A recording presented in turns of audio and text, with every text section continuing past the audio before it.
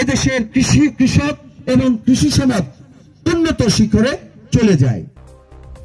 দেশনায়ক তারেক রহমানের নির্দেশে জাতীয়তাবাদী কৃষক দলের উদ্যোগে সারা দেশব্যাপী ইউনিয়ন পর্যায়ে কৃষক সমাবেশ সফল করার লক্ষ্যে এবং তারই ধারাবাহিকতায় গাজীপুর জেলাধীন কাপাসিয়া উপজেলার তরগাঁও ইউনিয়নে কৃষক সমাবেশ অনুষ্ঠিত হয়।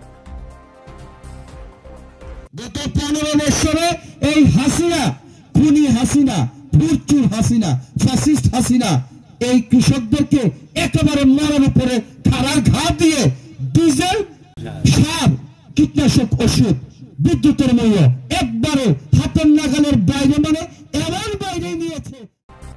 উক্ত সমাবেশে প্রধান অতিথি হিসেবে উপস্থিত ছিলেন জাতীয়তাবাদী কৃষক দল কেন্দ্রীয় নির্বাহী কমিটির বিপ্লবী সাংগঠনিক সম্পাদক ও আহ্বায়ক টাঙ্গাইল জেলা কৃষক দলের জননেতা জনাব দীপু হায়দার খান। উক্ত কৃষক সমাবেশে গাজীপুর জেলা কাপাসিয়া উপজেলা তরগাঁও ইউনিয়নে বিভিন্ন ওয়ার্ডের কৃষক দলের বিভিন্ন পর্যায়ের নেতৃবৃন্দ উপস্থিত ছিলেন। মাটিতে পড়ে গিয়েছিল বন্ধুগণ। এই সমস্ত বিষয়গুলো মাথায় রেখে আমাদের নেতা, এই 18 কোটি মানুষের নেতা, যিনি এখান থেকে প্রায় 8000 কিলোমিটার দূরে বসে থেকেও আমাদের এই দেশের জন্য ভাবছে, এদেশের মানুষকে সুসংগঠিত করছে, এই বিএনপিকে সুসংগঠিত করছে এবং এদেশকে।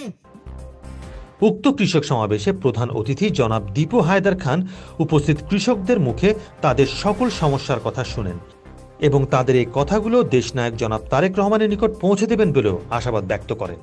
কারণ আগামীর দিনগুলো হবে কৃষকদের দেশ। কৃষকেরা যেন সকল রাষ্ট্রীয় সুবিধা পায় সে লক্ষ্যে কাজ করে যাচ্ছেন বলে জানান তিনি।